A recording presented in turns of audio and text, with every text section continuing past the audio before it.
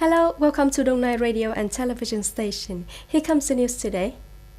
Yesterday afternoon, the National Assembly conducted a discussion on the free trade agreement between Vietnam and the European Union, EVFTA, and the investment protection agreement between Vietnam and the European Union and European Union member countries, EVIPA.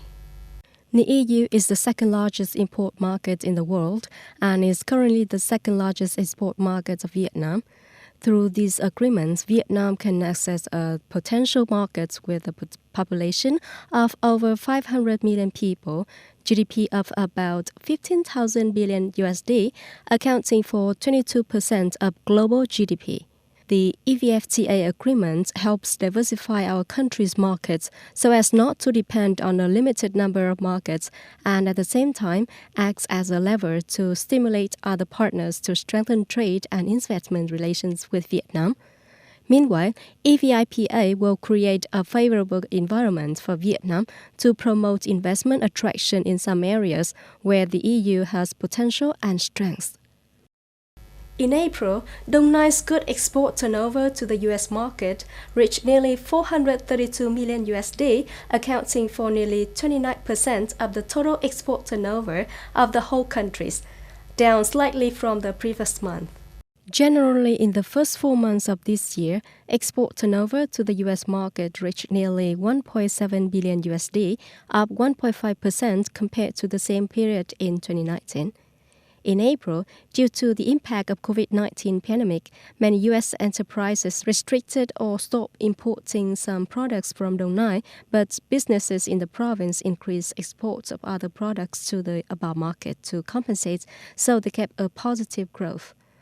Dong Nai enterprises exported to the United States more than 50 different items, of which accounting for a large turnover of footwear were about 511 million USD, wood and wooden products nearly 289 million USD, textiles and garments 226 million USD. The United States is Dong Nai's largest export market for nearly 10 years. Thống Nhất General Hospital has successfully performed heart surgery on 2 patients, including 1 case of laparoscopy heart surgery. This is the second case in Dong Nai that had successful heart surgery by this method. The case of laparoscopic heart surgery is Ms. Ngô Thị Ngọc, 25 years old, in Phú Vinh Commune, Định Quán District. Patients with stenosis, severe open mitral valve and 3-valve. By endoscopic-assisted method, the doctors performed cardiac correction. The entire narrowed heart valve was cut off and replaced with a biological valve. With laparoscopic surgery method, the patient will reduce blood loss, reduce postoperative pain, recover faster, and leave no scars.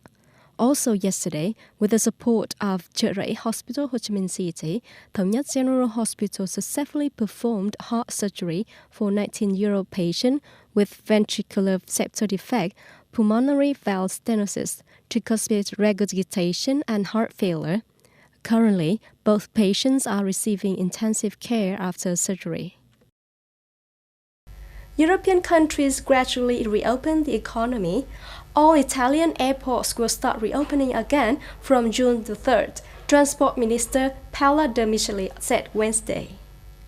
Flights between regions and to and from foreign destinations will be allowed, she said. Previously, since May the 18th, Italy has allowed the reopening of shops, boutiques, bars, restaurants and barber shops, beauty shops nationwide.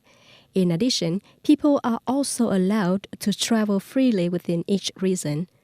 Also, according to the plan, by June the 3rd, Italy will allow tourist citizens of countries in the European Union and the Schengen region to freely travel to Italy. Yesterday, the United Nations Security Council held an online meeting to discuss the situation in the occupied Palestinian territories and the Middle East peace process. United Nations Special Coordinator for the Middle East Peace Process, Nikolay Mladenov, said, "The situation in the field was intensifying with more violent attacks that caused casualties to civilians. Israel continues to expand illegal settlements, destroy Palestinian buildings, and threaten to annex occupied territories in the West Bank as well as in East Jerusalem." Mr. Mladenov called on the international community to intensify urging and supporting their parties, emphasizing the important role of the Security Council and the Quartet, including the United Nations, the European Union, the United States, and Russia, in their efforts to promote the Middle East peace process. That's all for the news today. Thank you for joining us and goodbye.